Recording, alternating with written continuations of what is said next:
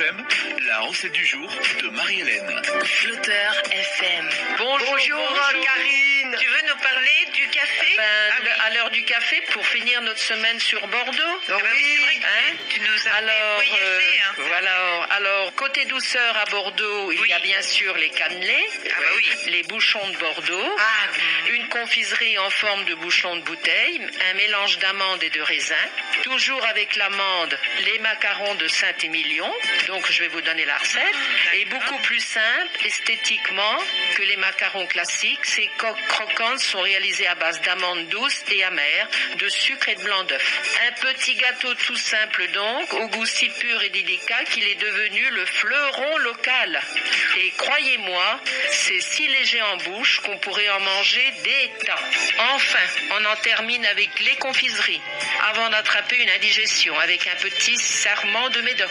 Pas le morceau de la vigne, mais le serment de Médoc en chocolat fin et fourré notamment à l'orange, qui en imite bien la forme. Alors, je vous donne donc la recette des macarons de Bordeaux.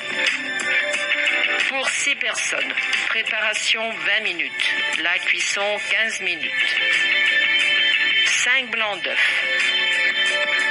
250 g de poudre d'amande, 400 g de sucre en poudre. Vous mélangez intimement la poudre d'amande et le sucre avec les 3 blancs d'œufs. Montez les autres blancs en neige, puis incorporez-les à la préparation. Alors, vous prenez 5 œufs, vous mettez 3 blancs d'œufs que vous mélangez avec la poudre d'amande et le sucre, et les autres, vous les montez en neige. Puis, vous les incorporez à la préparation. Vous préchauffez le four à 180 degrés. Vous tapissez des plaques à pâtisserie de papier sulfurisé. Disposez-y de petites noix de pâte bien espacées les unes des autres. Aplatissez légèrement avec le dos d'une cuillère et enfournez pour 15 minutes.